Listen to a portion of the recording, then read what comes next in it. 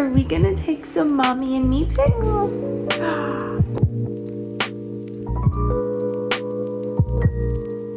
We are going to try to take some mommy and me photos on our own. Oh my gosh, you're so dirty. I feel like this is gonna be a multiple take sort of thing. I'm gonna try one technique.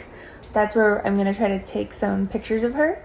Yeah. Lana is 11 months and she is, yeah. We're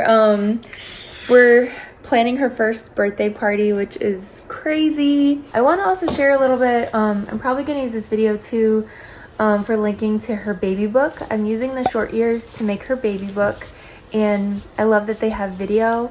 Anyway, they have video now that they'll link to like the baby book. So it's like when you actually have your baby book, it's like a QR code that you can scan. It'll bring you actually to a video of whatever period of time for like that month or whatever, that milestone. Because I've been doing one video a month every month of her first year, and it's been really rewarding to just like even look back a couple months because it just flies by so quickly. So Lana is now 11 months. Some things that she does not like are being on her back for diaper changes. We went to like an Easter extravaganza, which was a lot of fun.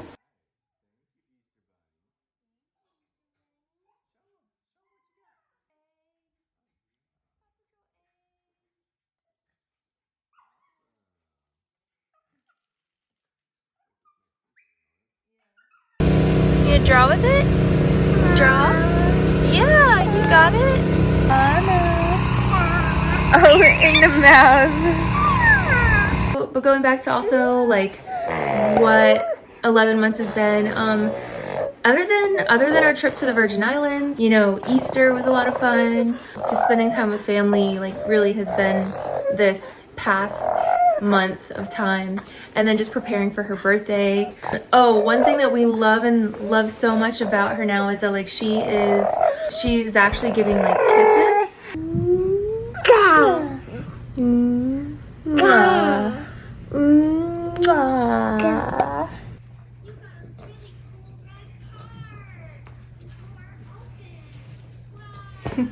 Chris has also been doing story time with her, which is really cute because he pretends to be like this big hungry bear.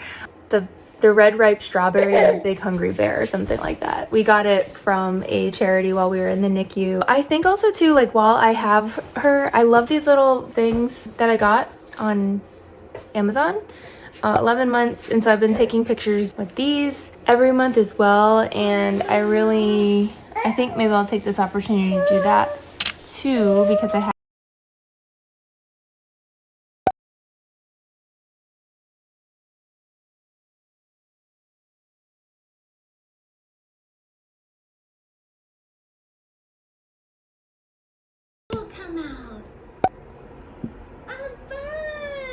Okay, so I'm just gonna be sorting through some gear here, switching out some lenses. I'm just getting nostalgic with this time period because it's slipping away so quickly. And you know, I feel like I didn't have a really, like when I was younger, up until I became like a teenager, I had a close relationship with my mom and we were really close. And I had such a good childhood and I want to give that to her too. And I just don't want her to like, you know, not like me one day and not have these videos to look back at and remember that we were best buds hanging out like 4 to 5 days a week without Dada while he's working. On to camera stuff. This right here is a cage that I use this for like videography more so. This is an ND filter and this is a prime lens. It's a Zeiss 55. I'm gonna have this running on 4K video and I'm gonna just try to let it roll. And I'm thinking that I can pull video grabs, like video stills from that. And I know that's not the most ideal way, but I don't feel at the moment like setting up the app and everything at the moment. So I'm gonna try this first and that'll be this take one and we'll see how it goes. And then I'm gonna have this rolling at a shutter speed of 1/1000 125. I'm going to have, this is going to be in a frame rate of 60 frames per second. So you always want to have your shutter speed at double your frame rate. So 125 is the closest it gets to double of 60 frames per second. I have my exposure set to an auto of -0.3 because I like to just have a slightly, I like to just shoot slightly underexposed so I don't lose any highlights. And the ISO is set on auto, which I think it's not gonna have any trouble in here. And for that reason too, I have an ND filter on just to be able to, like, it's a variable ND filter. So as you turn it like this, it's gonna get like, let me not do that. Let's see how I can do this without it falling asleep. So you should see how it's going to get like lighter and darker as I turn it like that. And I'm gonna just keep it like at the midpoint because the ISO on this camera is pretty good without it getting grainy. And honestly, like for stuff like this, I'm okay with it being grainy because I'm going to be pulling a photo anyway, and it's going to be really cute and nostalgic. Okay, I'm losing her. All right, I turned the volume off, Miss Rachel. I'm switching to a 28mm lens because my 55 is way too tight. I would say the distance of the camera to the backdrop is probably about like 8 feet. Well, yeah, like 8 feet. So I would say have a wider lens if you're gonna be working in a smaller space, and you can always compress it and change things as needed in editing. Here is the setup. She's watching Miss Rachel there. I have the camera here, and I'm gonna go ahead and just start rolling.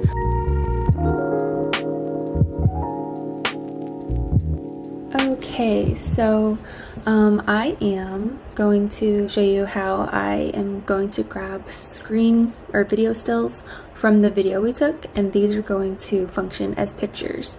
I am in Final Cut Pro. You could do this in iMovie, really, but I'm going to start with a new project. We'll just call it Mama and Me Video Stills. I'm going to do right here. And that's fine if it's right there. It's like that because we're going to not really use this as an actual video. Okay, so now we've made a new project. I'm going to just move this here. So we're in here, and now I have imported my video, which is right here. I'm just gonna drag and drop it down here. We don't need to hear any of the audio while I script through this.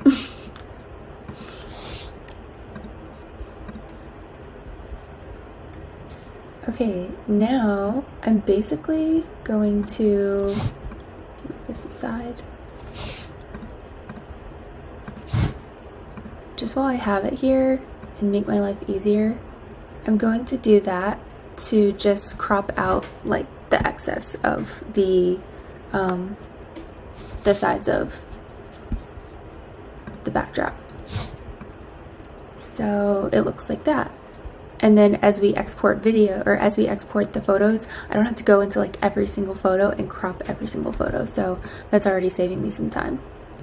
So I'm gonna just start from here and I'll show you what I'm gonna do. So I was just trying my hardest to get into moments that would be like photo moments. So I like that, for example, and I'm just going to go up here to this little export icon, and then we're going to do save current frame. If you don't have this there, you can do add destination, and then the option is right there. So you could do save current frame and drag it over there. At least in Final Cut Pro, but I'm sure that iMovie has something similar like that. Do grab one JPEG, yep, that's good. And you'll see the dimensions of it. It's a 2160 by 3840. And then next, and I want to put that into the folder that I am currently working on. So we'll do video grabs there and then save it right there. And again, that's why I had Miss Rachel playing behind the camera, because I figured that would help her look over in that direction. But I did find that like she wasn't smiling as much because she was just like focused on the video. So yeah, I'm just kind of going through this. She was getting fussy. She's like, I'm not comfortable.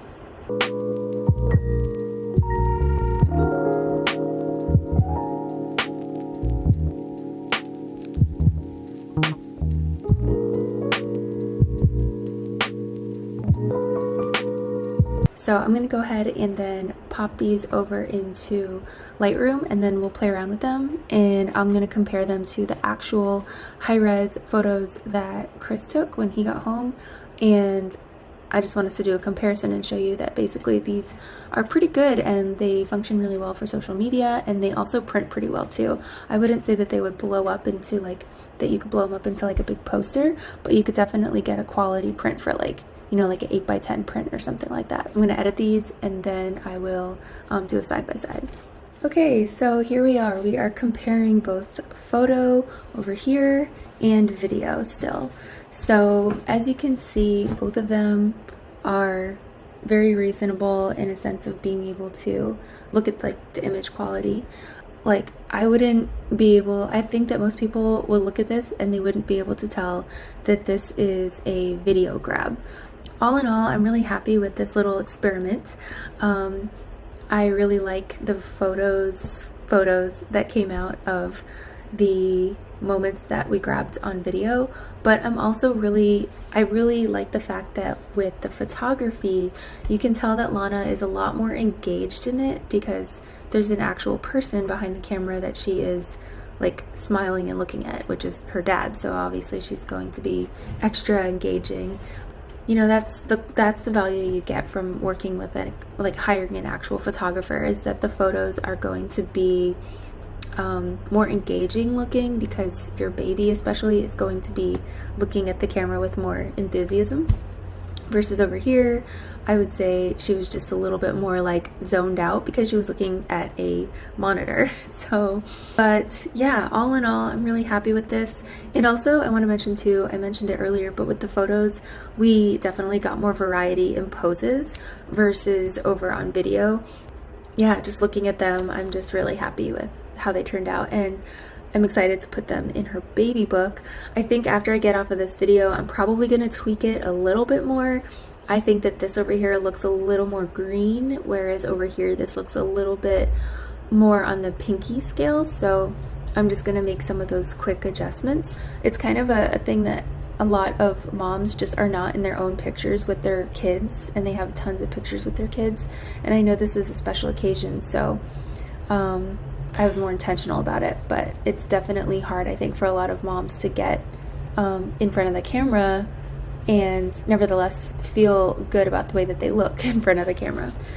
Either way, I hope this empowers someone out there who's a mom and wants to take it upon herself to get some photos of themselves with their baby. And that being said too, I hope that you'll subscribe and stick around, because I'm going to be sharing more information on DIY mama and me stuff, and also I plan to be making an entire a mini course like on just how to document the first year of your baby's life better. It's going to be a little mix between productivity and finding the time to do it, along with the techie side of things like gear chat and editing chat.